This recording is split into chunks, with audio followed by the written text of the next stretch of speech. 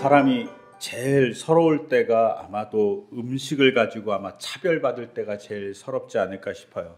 그것도 같은 자리에 앉았는데 어떤 사람은 좋은 음식을 많이 주고 어떤 사람은 그냥 김치 한 조각 아니면 깍두기 하나, 그것도 도저히 그걸로는 밥을 먹을 수 없을 만큼 조금 주면 엄청 속상하겠죠.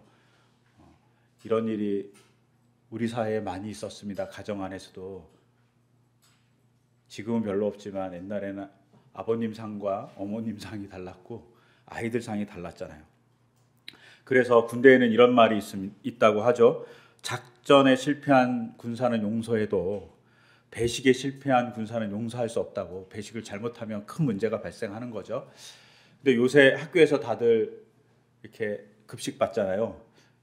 배식을 어떻게 하는지 모르지만 배식하는 분들이 되게 신경 쓰지 않을까요? 이게 만약에 모자라면 큰일 날 것 같으니까 뭐 소세지 2개 뭐 이렇게 정량이 정해져 있지 않습니까? 배식이 아주 중요합니다. 잘못하면 원성을 들으니까요. 저도 군대에 있을 때 배식 잘못해서 혼난 적 가끔 있었습니다. 무서워요. 배식을 잘못하면. 근데 저 개인적으로 음식 때문에 여러 가지 곤란한 경우들을 몇 번 당한 것 같아요. 우선은 기성교회에 있을 때 제가 부목사로 있었으니까 부목사라는 신분 혹은 목사라는 신분 때문에 대접받을 때가 되게 많아요. 그래서 주일이나 예배가 있는 날에 목사들을 대접한다고 목사들 방에 직접 권사님이 아니면 집사님들이 그냥 음식을 날라서 갖다 주는 거예요. 그러면 되게 황송하고 되게 죄송스럽죠.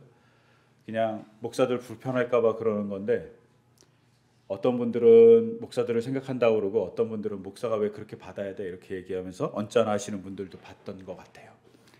곤란하죠. 혹은 어느 교회에서는 이제 대부분의 교회가 그러겠지만 점심을 무료로 주거나 아니면 1,000원이든 2,000원이든 싸게 팔아요. 그리고 싸게 팔아서 그 금액으로 뭘 하냐? 대부분은 선교하거나 어디를 도와주죠. 근데 이렇게 점심을 먹으러 내려가면 목사들 자리가 따로 있는 거예요. 그래갖고 목사들 자리만 그냥 무사통과하는 거죠. 아무것도 안 사고 식권도 안 사고 그냥 가서 먹을 수 있어요. 그걸 보면 또 성도들한테서 또 민망하고 볼썽사납지 않겠습니까? 되게 불편해요. 그럴 때는. 근데 제가 마지막으로 부목사로 있었던 교회의 원로 목사님은 담임 목사님이기도 하셨지만 언제나 줄을 서셨어요. 그리고 언제나 식권을 사셨고 식권을 사신 다음에 담임 목사님 자리가 없어요. 그냥 성도들하고 같이 아무데나 앉아갖고 식사하셨어요. 저는 개인적으로 되게 존경스러워요. 그런 모습 하나가 되게 존경을 받아야 될 모습이라고 생각해요.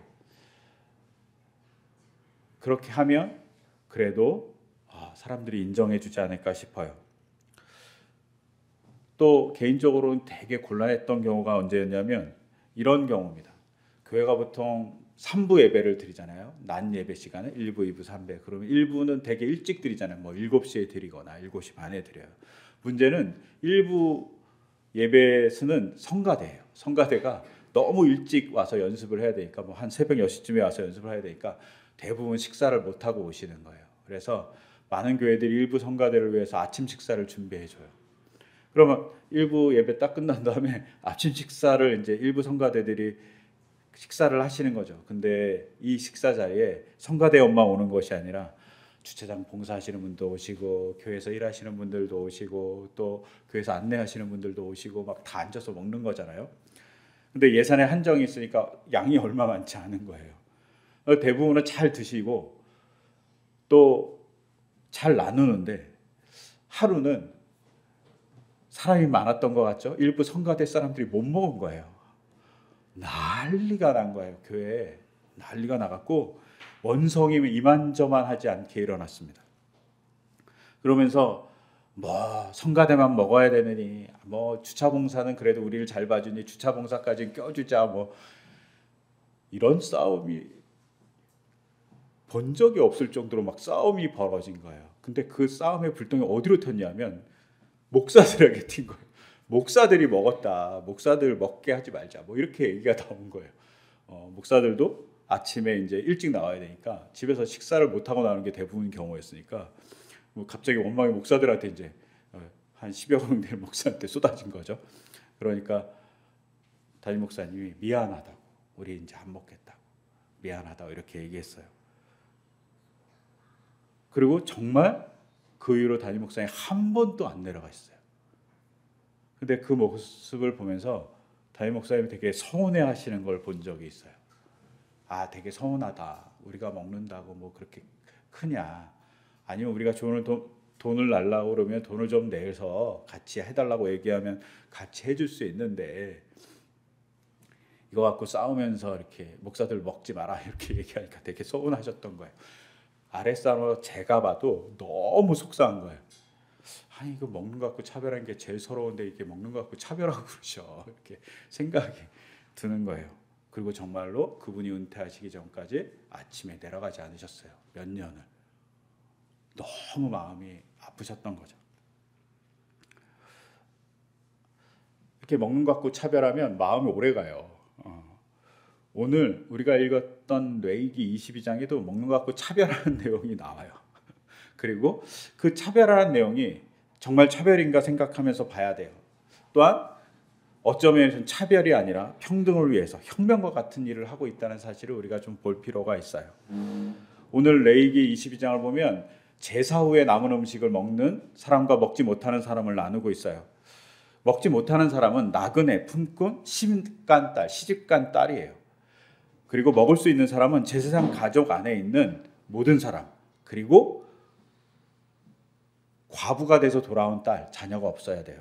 또 이혼했는데 자녀 없이 제사장의 감으로 돌아온 딸, 그리고 제사장의 종, 이런 사람들이 제사장의 음식을, 그러니까 제사 후의 음식을 먹을 수 있는 사람들이에요. 이것을 딱 보면 알 수 있는 것은 어떤 거냐면 이스라엘 민족이거나 이스라엘에 속한 사람들은 먹을 수 있습니다. 그리고 제사장 가문의 가정에 속한 사람들도 다 먹을 수 있어요. 근데 이방이거나 다른 가정에 속한 사람들은 먹을 수가 없어요. 제사 후 음식을. 왜냐? 제사 후 음식이 거룩하기 때문에 그 거룩함을 보존하기 위해서 제사장 가문의 사람만 먹는 거예요. 즉 여기는 차별이 존재할 수 있죠. 하지만 이 차별은 일부러 차별한 것이 아니라 거룩함을 보존하기 위한 차별이라고 볼 수 있어요. 그런데 우리가 여기서 유념해서 봐야 될 건 먹는 사람들이 누구냐는 거예요. 일반적인 사람들, 제사의 가문의 남성들 다 먹지만 누구를 먹으라고 얘기하냐면 첫 번째 유념해서 볼 사람은 딸들이에요. 딸들인데 어떤 딸들이냐? 자녀를 낳지 못하고 과부가 된 여자들. 다시 돌아온 딸이죠. 그리고 이혼을 당했어요. 이 당시에도 이혼이 있었던 거죠. 이혼을 당해서 돌아왔는데 자녀가 없이 돌아온 딸들입니다. 자녀를 낳지 못한 과부거나 자녀 없이 이혼을 당했다는 말은 사회적으로 그 사람을 보호할 수 있는 울타리가 없는 사람이라는 뜻이에요. 남편이 버렸어요. 그러면 먹고 살 수가 없어요. 남편이 돌아가셨어요. 먹고 살 수가 없어요. 근데 자녀까지 없어요. 그러면 상속받을 재산도 존재하지 않아요. 그러니까 이 과부가 되거나 이혼당한 여자들은 사회적 약자로서 남아있어요. 그들이 어쩔 수 없이 제사장의 가문에 돌아왔을 때 너희는 출가 왜이냐 이렇게 쫓아내는 것이 아니라 그들도 공평하게 제사 후에 남아있는 음식을 먹을 수 있게 해준다고 얘기하고 있습니다. 즉 사회적인 약자, 그 당시로 보기에는 가장 약자인 여성들을 배려한다고 생각하는 모습이 제사 후 음식을 나누는 것 속에 있습니다. 분명 제사를 드릴 때도 사람들은 이런 생각을 하면서 제사를 드렸을 것이고 그 제사 후 남은 음식을 나눌 때도 이런 일들을 염두에 두고 했을 것입니다. 즉 이 속에는 약자를 돌보는 놀라운 혁명과 같은 일이 있습니다. 그렇다면 오늘날 교회는 어떨까요? 오늘날 교회는 뭐 이렇게 제사를 드린다고 양을 잡거나 소를 잡거나 염소를 잡아서 드리지 않잖아요. 우리는 뭘 하죠? 헌금과 시간으로 예배합니다. 그렇다면 오늘날 이렇게 봐야 되죠. 헌금과 시간과 그 모든 것들은 어떤 면에서 우리를 위해서 하나님의 영광을 위해서 사용되기도 해야 되지만 사회적 약자를 위해서도 사용되어야 한다는 것을 볼 수 있습니다. 내부적 사회적 약자를 위해서도 사용되어야 되고 외부적 사회적 약자를 위해서도 사용되어야 된다는 사실을 볼 수 있어요. 그러니까 우리가 우리의 헌금을 가지고 누군가를 도와주기도 하고 또 우리의 시간을 내서 누군가를 도와주기도 하는 것입니다. 근데 이 봉사의 자리엔 또 뭐가 있을까요? 바로 가사에서 도와주는 일도 있습니다. 가사에서 남편이 아내를 도와주고 가사에서 아이들이 엄마를 도와주는 일도 봉사일 수 있다고 생각돼요. 이런 봉사들을 잘할 때 우리는 조금은 더 하나님의 말씀을 따라 살아가는 것이죠. 저희가 지난 2월 달에 모인 헌금 전부를 모아서 시리아 지진 피해를 입은 분들을 도와줬어요. 헬프 시리아를. 저는 개인적으로 이것이 우리 성도님들이 놀라운 결정을 했다고 생각해요. 왜냐하면 우리 교회 정말 작아도 너무 작은 교회이고, 사실은 한 달치의 헌금을 모아도 웬만한 교회 한 주치 헌금도 안 되는 교회예요. 근데 운영하는 길도 어렵고 여러 가지 어려울 수 있고 자신의 삶이 어려울 수 있는데, 지진 피해를 당한 시리아를 도와주겠다고 한 달의 헌금 모두를 우리는 시리아의 난민들 혹은 시리아의 어려운 사람들을 위해서 도와주기 위해서 보내드렸어요. 놀라운 결정이고 용기 있는 결정이라고 생각해요. 그리고 그것을 통해서 우리가 헌금을 제대로 사용하는 길을 가고 있다고 생각합니다.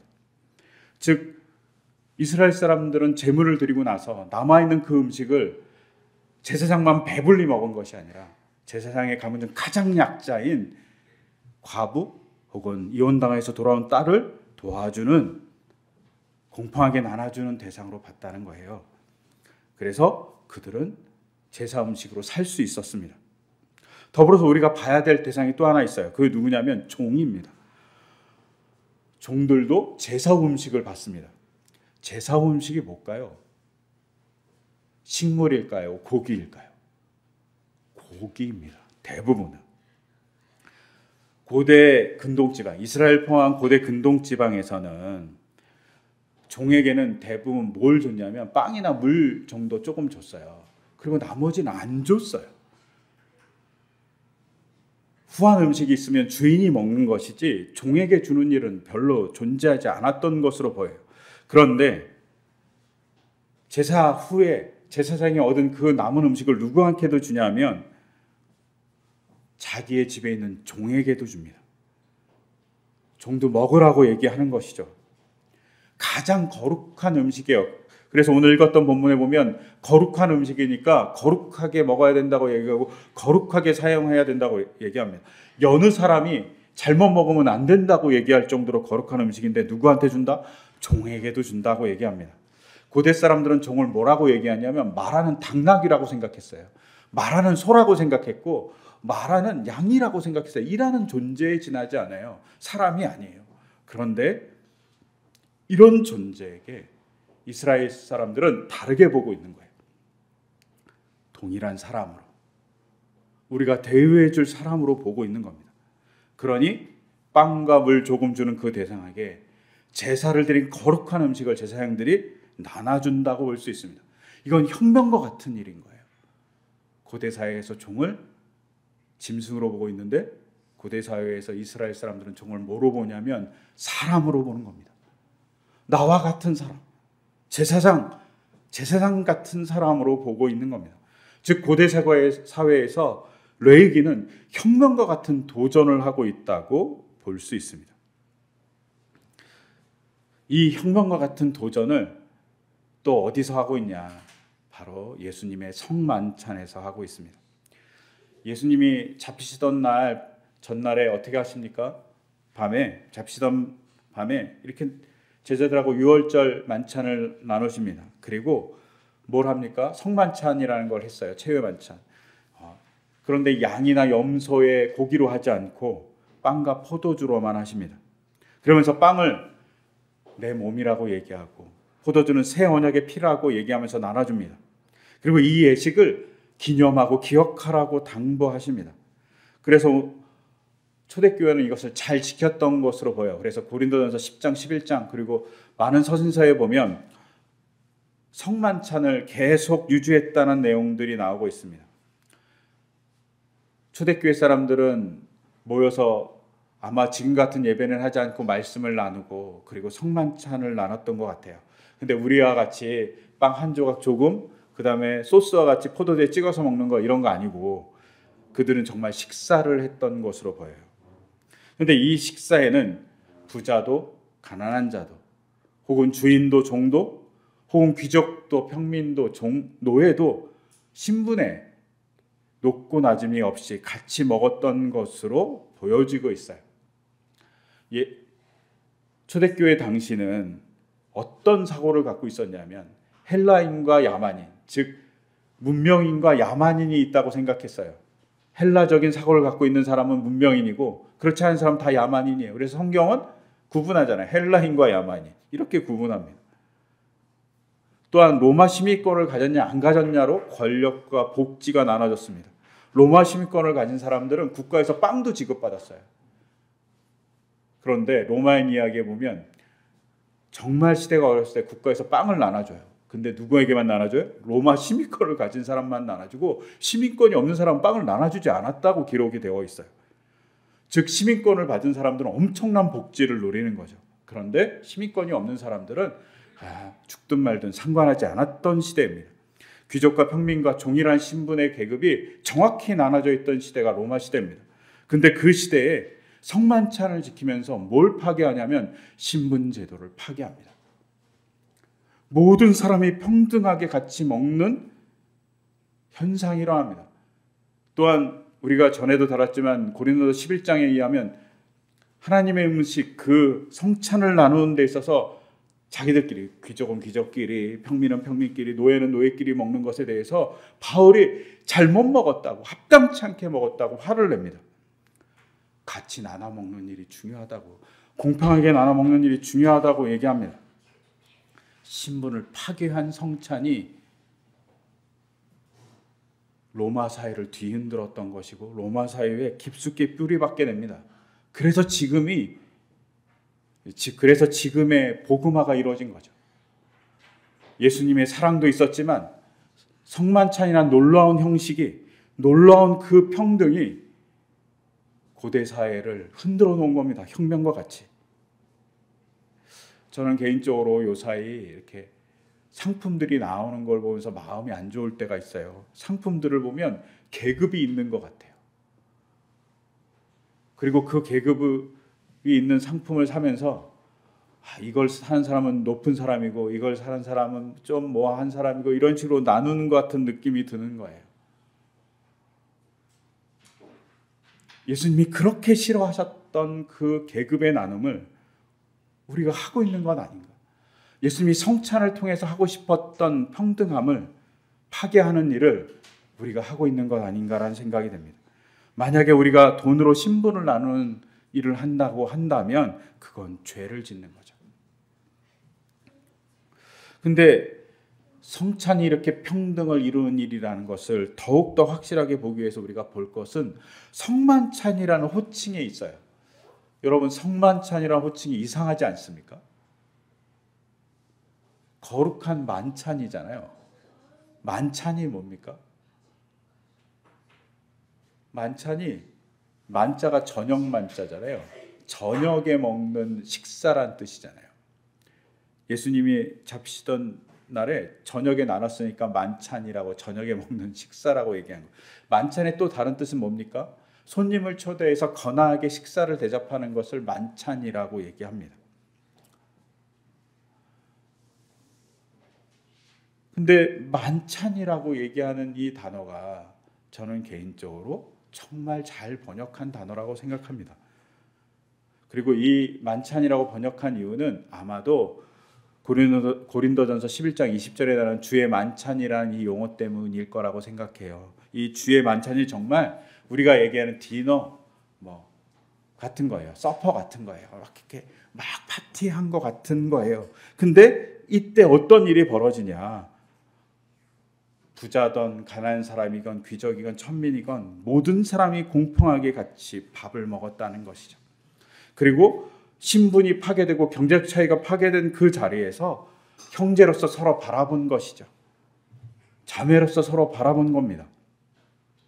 그래서 바울은 오늘 읽었던 고린도전서 10장 16절에서 17절에 이렇게 얘기합니다.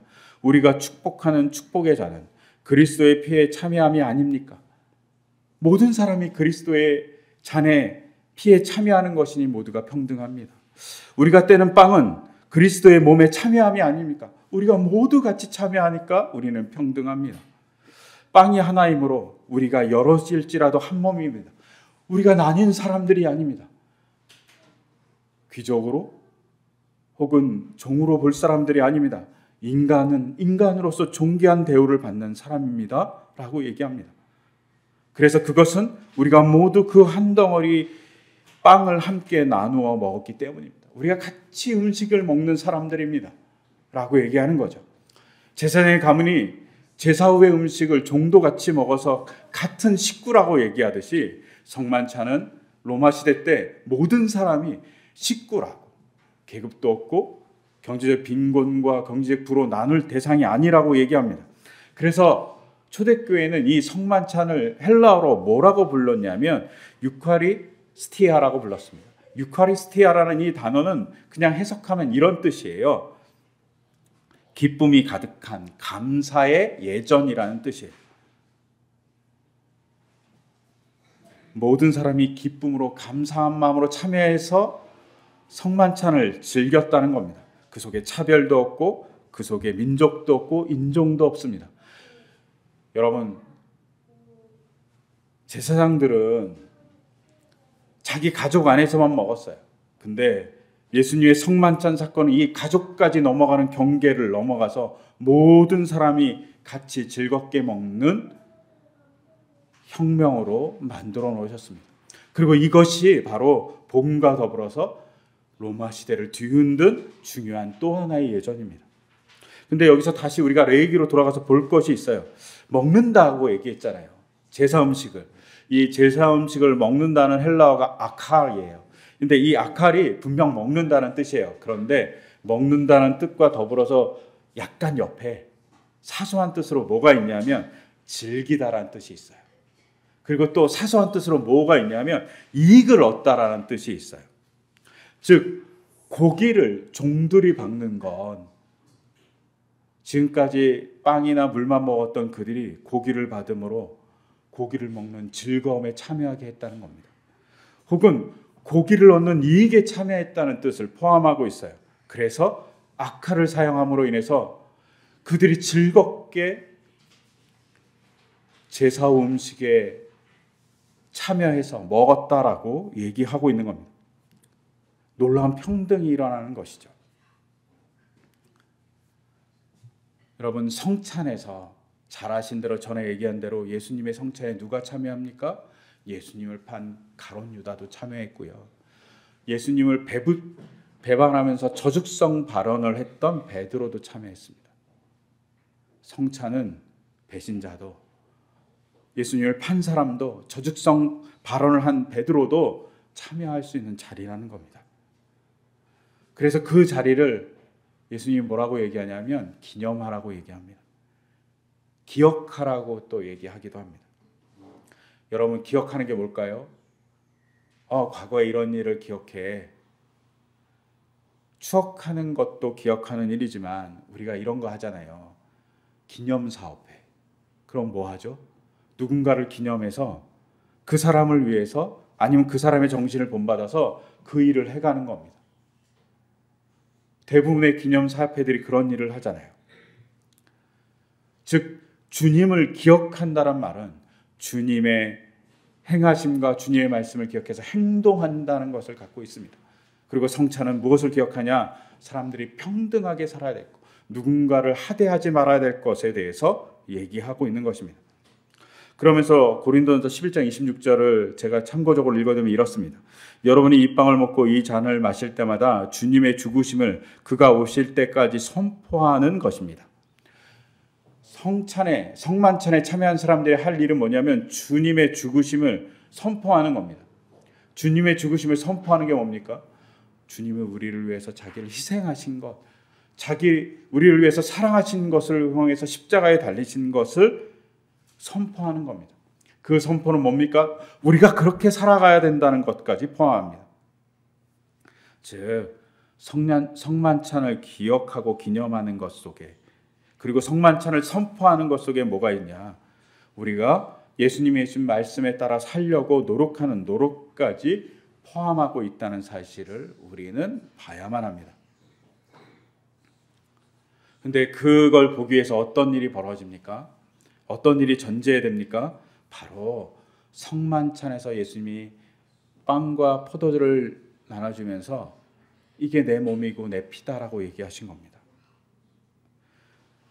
신학자들이 좀 과한 표현이지만 이런 표현을 한 것들이 있어요. 제가 읽어드리면 이렇습니다. 하나님께서 인간에게 세상을 창조하셔서 선물로 주셨습니다. 예수님께서는 성만찬을 통해서 자신을 선물로 주셨습니다. 그리고 성령님은 선물을 받을 합당한 존재로 만들기 위해서 일하십니다. 라고 표현합니다.